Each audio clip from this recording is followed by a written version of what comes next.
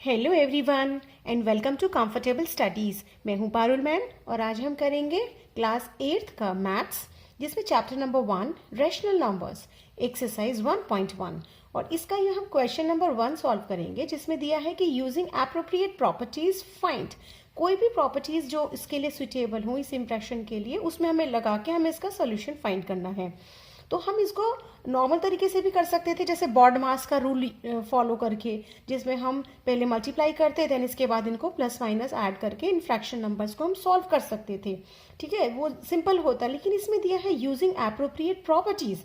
हमें कुछ प्रॉपर्टीज भी होती हैं, जैसे commutative property, distributive property, associative property. तो इनमें से कौन कौन सी कहाँ यूज होंगी, उनको लिखते हुए मेंशन करते हुए हमें इसको सॉल्यूशन फाइंड करना है। ठीक है, अगर एग्जाम में ये आ जाए तो नॉर्मल वाले रूल से मत करना, प्रॉपर्टी वाले मेथड से करना।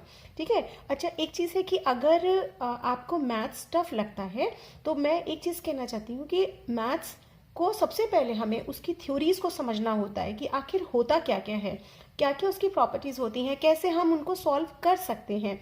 और मैथ्स का सबसे अच्छा एक तरीका है अपने मार्क्स गेन करने के लिए या मैथ्स को अपने लिए इजी बनाने के लिए, हमें अच्छा लगने लगे मैथ्स, उसका सिर्फ एक ही तरीका है और वो है कि हम ज़्यादा से ज़्यादा प्रैक्टिस करें। जितने ज़्यादा क्वेश्चंस हम मैथ्स के कर लेंगे तो मैथ्स हमें अच्छा लगने लगेगा। बस मैथ्स का यही है कि अगर हम जितना डरेंगे ये और डराता है, और अगर हम इसको अच्छा समझते हैं, हम ज़्यादा से ज़्यादा प्रैक्टिस करते हैं तो हमें ये अच्छा लगने लगता है। ठीक है, तो जब ये एक्सरसाइज कंप्लीट हो जाएगी मैं इसके बाद एक प्रैक्टिस क्वेश्चंस का भी एक वीडियो बनाऊंगी, तो जिससे शायद आपको हेल्प मिल जाएगी। तो आप मेरे चैनल को सब्सक्राइब कर लेना ताकि आपको आने वाले वीडियोस का नोटिफिकेशन मिल सके। ठीक है, so let's start. Using appropriate properties find. क्या फाइंड करें, तो अब हम इसमें क्या देख रहे हैं कि एक ये वाला नंबर इसके मल्टीप्लाई में है, ये दोनों फ्रैक्शन नंबर जो है रैशनल नंबर्स ये मल्टीप्लाई में है, एंड ये प्लस में है।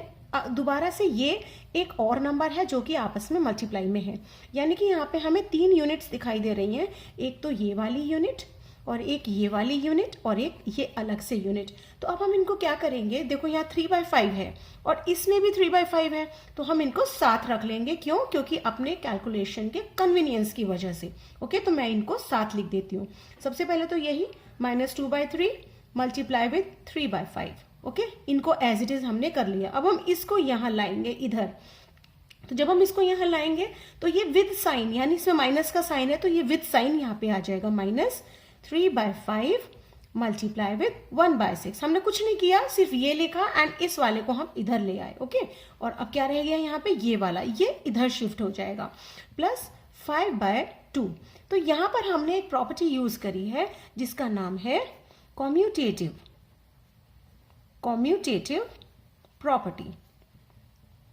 इसका क्या मतलब है, कॉम्यूटेटिव प्रॉपर्टी क्या कहती है? इसके अकॉर्डिंग ये है, सपोज हमें किसी ने दिया है कि 3+2, तो हम इसको 2+3 भी लिख सकते हैं, आंसर सेम होगा। तो हम अपनी कन्वीनियंस से आगे पीछे कर सकते हैं। तो हमने सिर्फ इसको यहाँ किया है, so commutative property is used. Okay, अब हम देखते हैं कि 3/5 दोनों में आ रहा है, तो हम इसमें कॉमन ले लेंगे।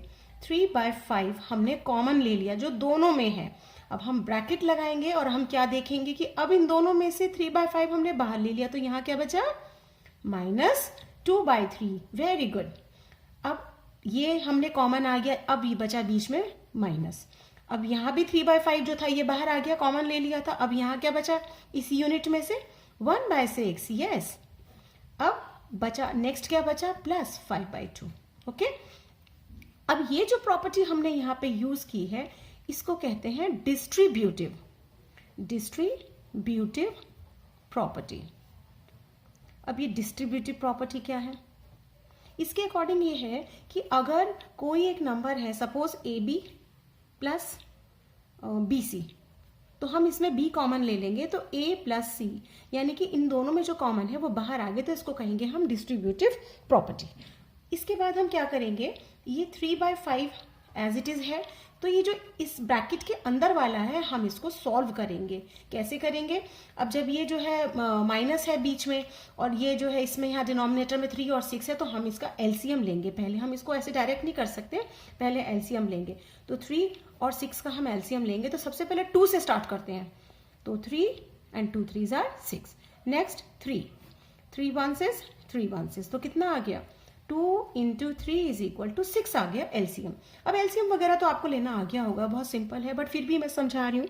तो अब इसमें क्या करेंगे हम, देखो 3 2s आर 6, 3 2s आर 6, तो इस 2 के मल्टीप्लाई किस में करेंगे, न्यूमरेटर में, यानी कितना आ गया 2 2s आर 4 और ये माइनस था तो -4, ओके, और माइनस 6 1 इज 6, 6 1 इज 6, तो इस 1 की मल्टीप्लाई ऊपर वाले में तो 1, ठीक है। अभी हम इसको ब्रैकेट में ही रखेंगे क्योंकि हम क्वेश्चन को स्टेप बाय स्टेप लेके चलेंगे, बाकी हमने एज इट इज लिख दिया।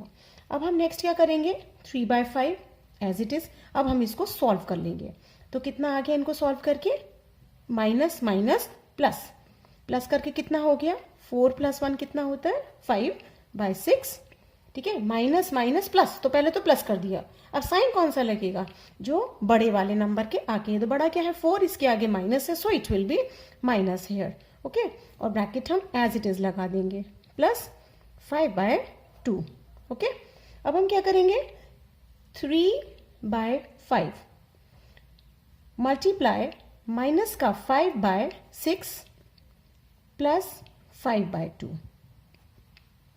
5 से 5 कैंसिल हो गया क्योंकि ये मल्टीप्लाई में है, तो न्यूमरेटर और डिनोमिनेटर आपस में कट जाते हैं, तो यहाँ क्या आ गया -1 और यहाँ पे 1, और 3 1s is 3 and 3 2s are 6, तो क्या बचा यहाँ पे 1 1s is 1, यानी कि -1/2, 2 1s is 2 plus 5/2, okay, 5/2।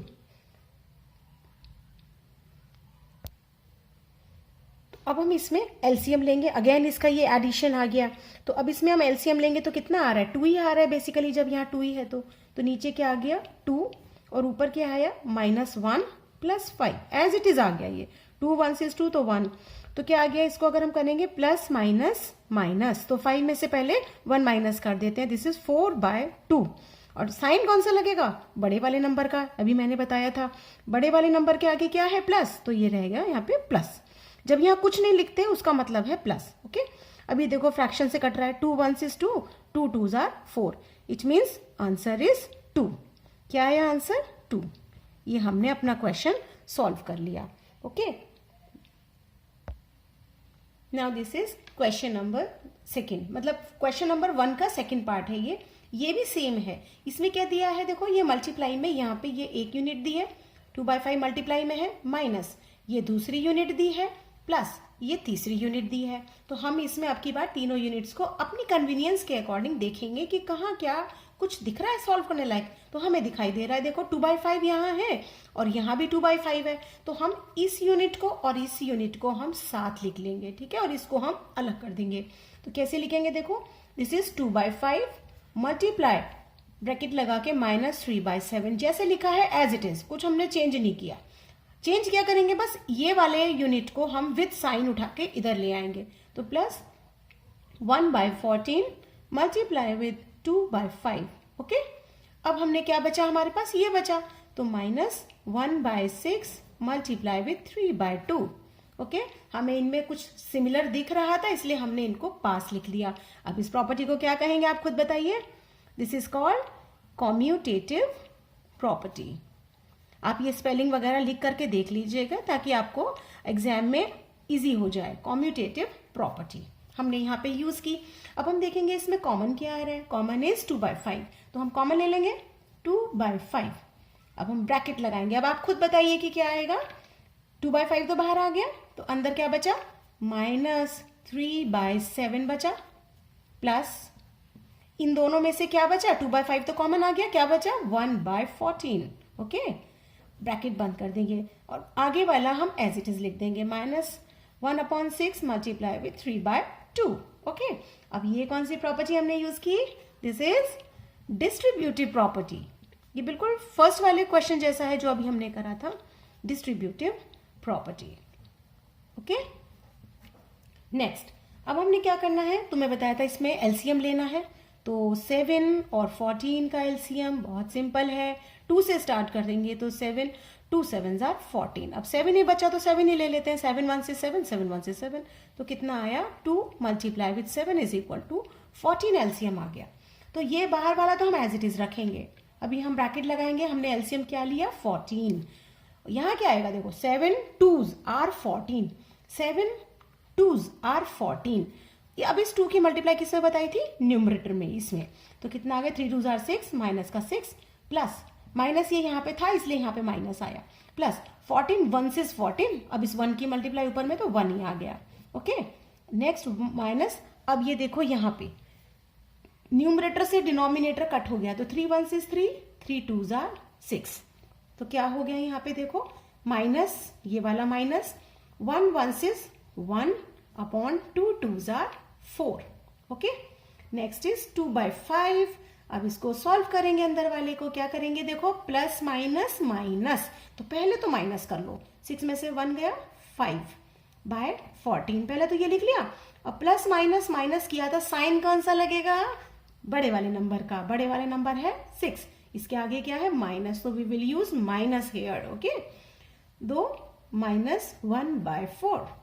Okay next is 2/5, अब हम इसको ब्रैकेट को ओपन कर देंगे, माइनस 5/14 माइनस 1/4, 5 1 is 5, 5 1 is 5, तो माइनस का 1 आ गया, ये 5 से 5 कैंसिल हो गया। तो अब देखो 2 1 is 2, कौन सा 2, माइनस का, क्योंकि 1 माइनस में था, अपॉन 14 माइनस 1/4। ओके नेक्स्ट हम क्या करेंगे अब इसमें, ये देखो ये कैंसिल हो रहा है ऊपर नीचे ऐसे, तो 2 1 is 2, 2 7s are 14, तो कितना बचा माइनस 1/7 माइनस 1/4। ओके अब हम वापस से हमें क्या लेना पड़ेगा, एलसीएम, किसका 7 का और 4 का। तो what we will do, we will start with 2, तो 7 आ गया, 2 से तो देखो 7 नहीं जाएगा, 2 ये प्राइम नंबर है 7, अब है 2 2s are 4, अगेन 2, तो फिर से 7 आ गया, और यहाँ क्या आ गया 2 1 is 2, अब हम क्या ले लेंगे डायरेक्ट 7, तो कितना आया 2 मल्टीप्लाई 7। आप ना एलसीएम वगैरह की प्रैक्टिस कर लेना, काफी सारे क्वेश्चंस लिख के खुद भी बना के आप प्रैक्टिस कर सकते हो। तो 2 2s are 4, 7s are 28, LCM is 28। Okay तो ऊपर क्या आएगा 7 4s are 28, 7 4s are 28, इस 4 की मल्टीप्लाई किसमें करनी है, न्यूमरेटर में, यानी कि -1 में, तो कितना आ गया माइनस का 4। अब 4 7s are 28, 4 7s are 28, इस 7 की मल्टीप्लाई किसमें करनी है, न्यूमरेटर में, कौन सा है न्यूमरेटर -1, तो कितना आ गया माइनस का 7।